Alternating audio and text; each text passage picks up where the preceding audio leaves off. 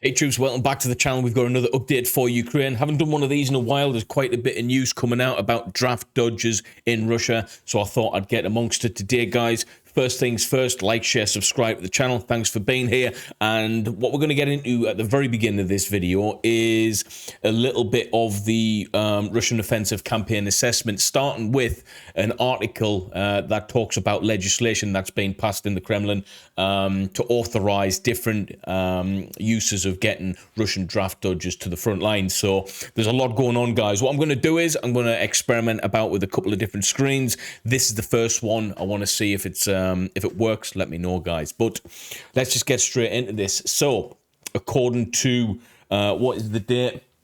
Yesterday's information, the Kremlin passed legislation to use tools of digital authorization to digitalize and improve the effectiveness of issuing summoners and crack down on Russian draft dodgers. So using technology, it looks like, I don't know how they're going to do that, but hey, well, guess we'll find out in this. Now, the Russian State Duma adopted a bill in its third reading on April 11th to create a digital unified register of Russian citizens eligible for military service. Okay, so a register, basically, digital register. I don't know if that's public information or not, but they're using that to be able to get these guys on the front line. Russian military recruitment officers will use the digital register to issue summoners to military service. The unified register harvests Russian citizens' personal identification information, including medical, educational, and residence history, foreign citizen status, and insurance and tax data for multiple Russian legal entities, including Russian Federal Tax Service, investigative bodies, courts, medical institutions, the Russian Pension and Social Insurance Fund, the Central Election Commission, and federal and local authorities. So this is something that I think, fair play, it's happening, but I can't believe that they haven't got something like this in place anywhere. I'd like to imagine that we would have the capability to use digital resources if we needed to be able to get guys and girls to the front line via the draft or national service, whatever you want to call it. I'd be surprised if Britain, America, France, Germany didn't have a system as such like that. Yeah, that's crazy. Russia, it's if anyone can let me know actually in the chat if we don't have this kind of thing in place. Yeah, I would like to argue that we probably do, guys. But summoned individuals may not leave Russia and must appear at a military recruitment office within 20 days of being summoned. This is crazy that this is actually going on right now. If you think about how long this has been bloody trudging on for now, and it's like they're talking about ways and means to get guys to the front line to stop draft dodgers. It's like, well, really should have thought about this before going to war with a country who NATO and the rest of the world is in support of. This is mental. The law bans summoned individuals who are 20 days delinquent from reporting driving vehicles, buying or selling real estate. Hang on, the law bans summoned individuals who are 20 days delinquent for reporting from driving, buying or selling real estate and taking out loans. So they're restricting their movement via this digital information. This is a big thing. This is going to change a lot on the front line if we have got a lot of draft dodgers in Russia not wanting to go to war, for obvious reasons. There'll be a lot of people everywhere not wanting to go to war, but, this is pertinent to Russia. A senior Russian legislator stated that the law will correct some of the bureaucratic shortcomings and appeared during Russia's partial mobilization in September 22. Some Russian military bloggers who have long agitated for more aggressive force generation policies praised the law and stated that it exemplifies healthy interactions between Russian civil society and government. Healthy interactions between Russian civil society and government. Now, we've already seen in a number of different ways how unhealthy Russia's interactions with civil society actually is and can be, especially those who are dodging the draft. There's nothing civil about someone, not wanting to go to war because they don't believe in it, and how can that be a healthy interaction between Russian civil society and government? That baffles me, that really does. Now, ISW previously forecasted that the an ISW Institute Study of War, previously forecasted that the Kremlin would actually marry Soviet-style social societal control measures with big data and 21st century information technology to intensify control over the Russian population after Russia used facial recognition, QR codes, and mobile device geo-tracking technology to enforce draconian COVID-19 quarantine. So, I don't want to get into that whole Charlie 19 word thing, but the whole world went and did draconian measures really when they look back, you know. So we're not gonna get into that crap too much today, troops. So there's that. I want to go into a map study in a few seconds, but let's just dive. I want to kind of think about that for a second. So Russia's got a massive problem at this moment in time with drafting people to the front lines. I think if you look at it logically, all of the information that's out there to divulge in, all of the social media platforms out there, all of the Telegram groups that are showcasing footage and displaying the terrible treatment on both sides, but primarily the Russian troops. You know, they've got guys over there, and I'm not sympathizing with them at all, but we have got guys over there ill-equipped, haven't got a clue what they're doing in terms of their battle and their battle awareness, okay? Their tactical awareness is just not there because they haven't been taught effectively, a lot of these people who are getting drafted. They've just been thrown with a weapon on the front line and expected to deal with it. I wouldn't like to be in that situation. I went through one of the most rigorous training programs on the planet, and I would still be nervous, okay? It's... So these guys have a right to want to try and dodge the draft based off from what I believe, what they've seen on the front line, what they've seen happening. It's basically, okay, accept draft, get there, and probably die or get seriously injured in the process. Can you really blame anyone for not really wanting to be involved in that process? I can't blame anyone, guys, okay? But that's just me. So that's what I think about that. I'd like to hear your thoughts and opinions on just that, troops. But we're going to get into this. We're going to do a bit of a cold viewing of this in terms of we haven't looked at this map for quite a while. So that's coming up right now. Once I figure out how to pause this. So here we are, Deep State map, day 413. Crazy numbers, guys, all right? Crazy number of days. So history depiction. So today, enemy progress in the central part of Bakhmut to the railway station. And the enemy has lost some positions in Bakhmut. So in terms of updates, it's pretty much leaving off where we last kind of were at with this whole map study thing. So let's have a look at Bakhmut now. If there's any there's no real major changes actually, guys, in terms of the No, I tell a massive lie. There is big changes. Okay, this is interesting, troops. Let me get my pen out. So pretty much the whole eastern part of Bakhmut has been taken. Since the last update, we knew they were encroaching on the southern regions here. They were struggling to push through the eastern part, but we're actually seeing now is quite a bit of traction. So it was pretty much this area since the last update, troops, from what I can gather, has been taken, with the enemy positions looking similar. I'll just try and annotate them. Yeah, they're pushing on through to the west side of Bakhmut. Which is disappointing, actually, guys. I wasn't expecting that. I wasn't expecting seeing that today. So yeah, that's disappointing. It looks like Bakhmut will probably fall pretty soon. There's one thing that I don't get with this whole situation is how Ivanisk hasn't been taken yet. If it was me, what I would be doing, and I'm just trying to think about the enemy and the good guys. Okay, what I'd be thinking of doing is trying to really focus heavily on taking this settlement / town / area, with the emphasis on taking that full south and southwestern route of resupply. Because if you look there, we've got this main road system going through and being able to support the Ukrainian guys, and then you've got the northern area here, but the northern point hasn't really got any major strongholds to be able to fight and fortify from and defend from and resupply from. It's just roads and fields. But Ivanisk is pretty much an area that I would be targeting and trying to take that first, pushing on up through that northern passage, blocking that off, and then effectively only leaving Ukraine one real route out. But let's talk about the other side of the coin now for the Ukrainians. What are they going to do?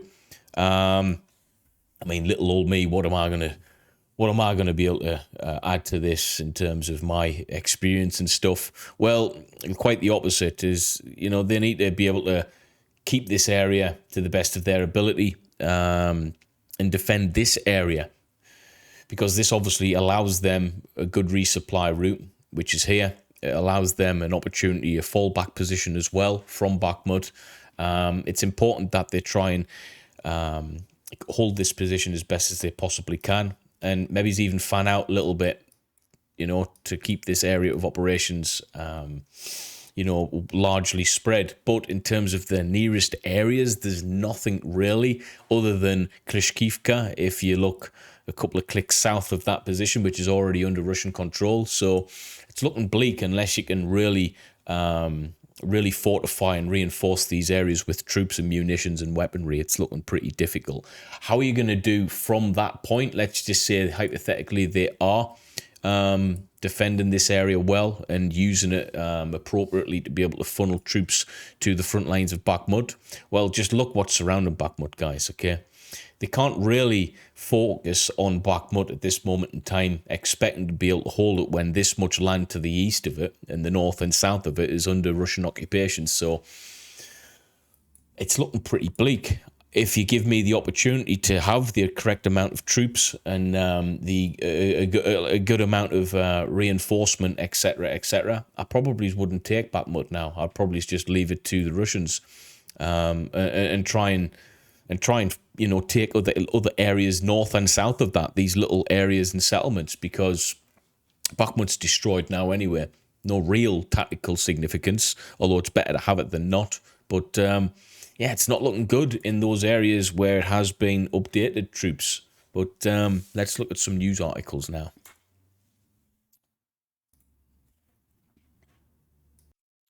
Okay, so let's look at Kiev Independent. I do like the Kiev Independent for their updates.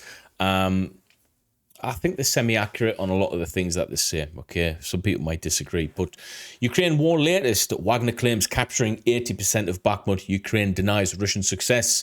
Well, I guess they don't really deny it now. That was yesterday. The map actually stipulates that they are being relatively successful there, which is a shame, and it's a problem, okay? Now, the key developments as of yesterday were the Wagner boss claims capturing 80% of Bakhmut. Ukraine denies it. I don't know if they deny it now as of today. The boss also flanks of Russian offensive of Bakhmut handed over to Defense Ministry. Donetsk says West could decide on transfer of fighter jets before summer. And Canada announces new small arms package for Ukraine. The chief of Russia's mercenary group Wagner claimed on April 11th that his forces has occupied more than 80% of Bakhmut. Yeah, I would agree with that. It looks pretty much overrun now, unfortunately. Ukraine's East Military Command spokesman immediately denied the claim, saying that Ukraine controls more territories in Bakhmut than Wagner does. I don't know about that.